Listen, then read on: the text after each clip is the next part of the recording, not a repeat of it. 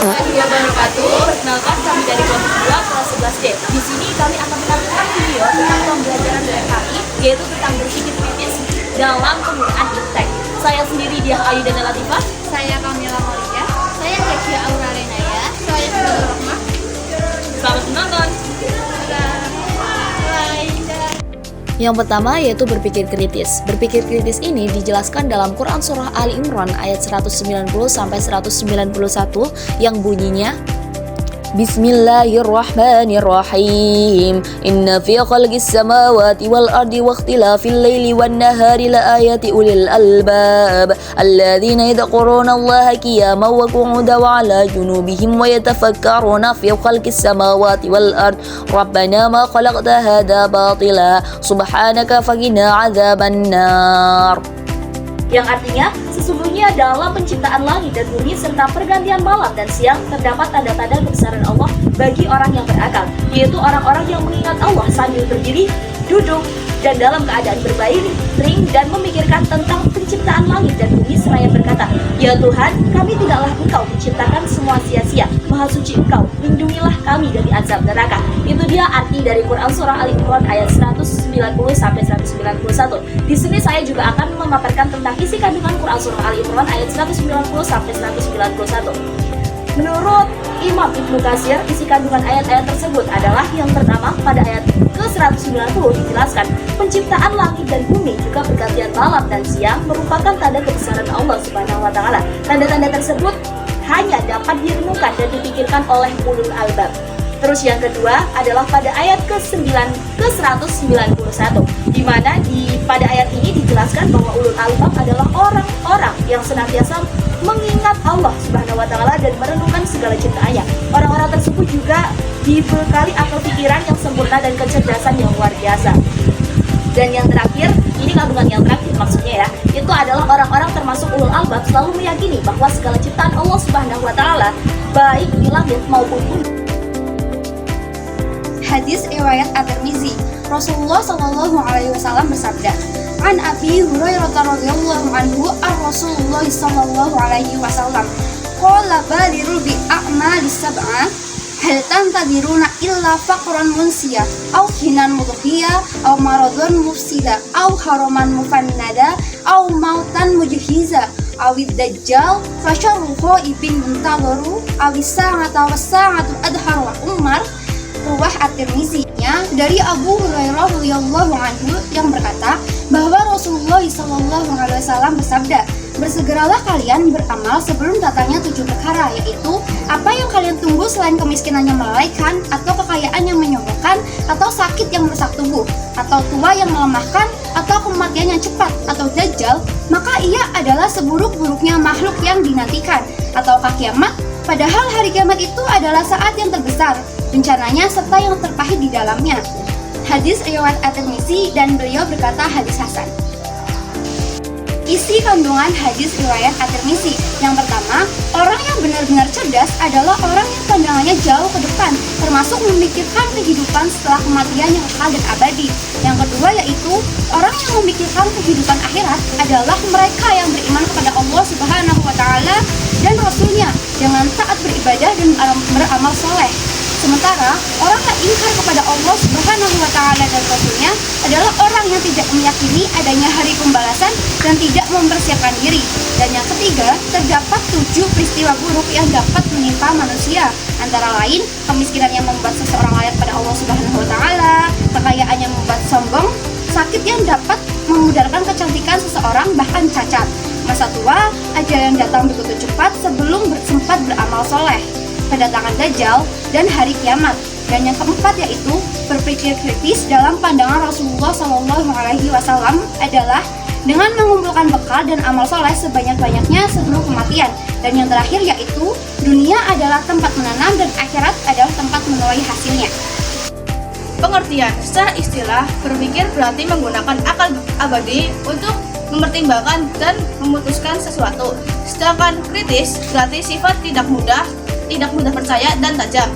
Berpikir kritis adalah kemampuan berpikir dengan jernih dan rasional terhadap sesuatu yang harus dilakukan dan sesuatu yang harus dipercayai kebenarannya. Langkah-langkah dalam melatih diri untuk berpikir positif. A. Menemukan masalah atau merumuskan pertanyaan. B. Mengumpulkan informasi yang valid. C. Menganalisis masalah. D. Mempertimbangkan berbagai kemungkinan. E. Menemukan solusi terbaik. Cara membiasakan dan meningkatkan kemampuan berpikir kritis bagi siswa. 1. Kritis terhadap informasi yang diterima, memastikan kebenaran informasi yang didapatkan. 3. Aktif bertanya terhadap sesuatu yang belum jelas kebenarannya.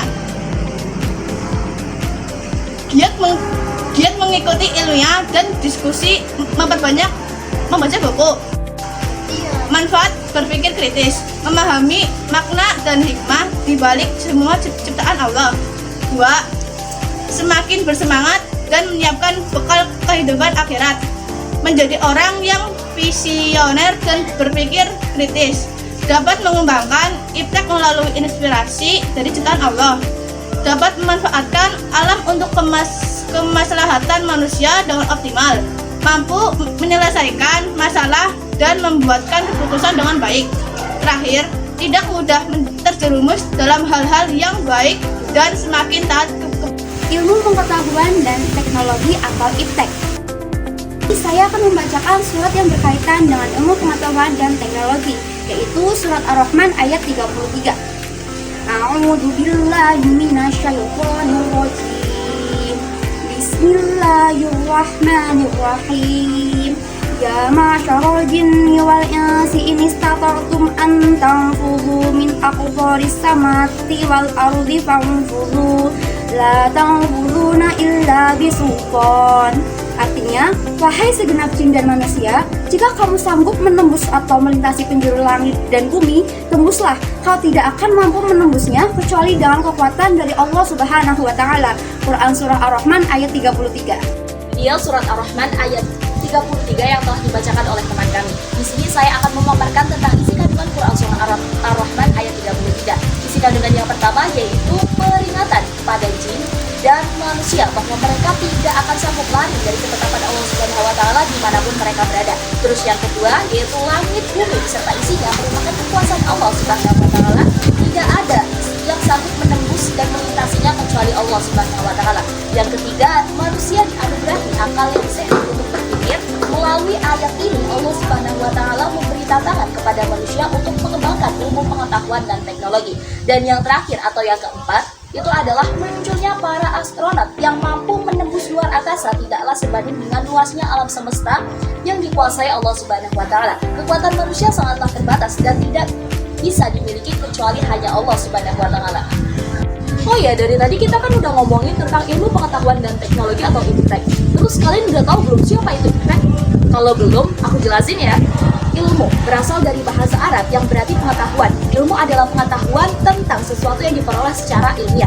Sedangkan teknologi adalah hasil dari penerapan ilmu pengetahuan yang dapat memudahkan manusia untuk beraktivitas. Ini terdapat dalam Quran surah Al-Alaq ayat 1-5. Ayat tersebut itu mengajarkan dasar untuk memperoleh pengetahuan, yaitu dengan cara membaca. Yang dalam surat Al-Alaq itu dijelaskan Iqra, bacalah gitu. Yang berarti sebuah alat untuk menulis gitu. C. Menerapkan berpikir kritis dan IPTEK dalam kehidupan sehari-hari. Contoh-contoh perilaku sifat berpikir kritis. Yang pertama, cek dan dicek terhadap suatu informasi. Yang kedua, giat beribadah untuk menyiapkan bekal akhirat. Yang ketiga, merenungkan makna di balik ciptaan Allah Subhanahu wa taala. Yang keempat, melakukan penelitian atau kajian terhadap ciptaan Allah Subhanahu wa taala. Dan yang kelima, memanfaatkan alam dengan sebaik-baiknya dan selalu bersyukur kepada Allah Subhanahu wa taala. Selanjutnya, sikap para pelajar untuk mengembangkan pengetahuan dan IPTEK. Nah, yang pertama itu senang membaca buku-buku pengetahuan. Yang kedua, selalu ingin mencari tahu tentang alam semesta. Yang ketiga, tidak malu bertanya. Yang keempat, meyakinkan bahwa alam semesta diciptakan oleh Allah Subhanahu wa taala untuk manusia. Yang kelima, rendah hati akan kesuksesan yang telah diraih. Dan yang terakhir, mengikuti kegiatan-kegiatan ilmiah dan mempelajari perkembangan ilmu pengetahuan dan teknologi yang bersifat dinamis. Dan kesimpulannya adalah Semua ciptaan Allah Subhanahu wa taala, baik langit, bumi dan seisinya adalah sebagai tanda kebesarannya bagi orang-orang yang berpikir atau ulil albab.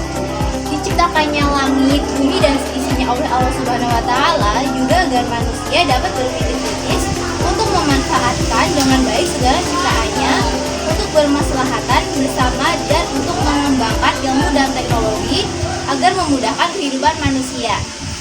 Sekian dari kelompok kami, kurang lebihnya mohon maaf. Terima kasih. Wassalamualaikum warahmatullahi wabarakatuh.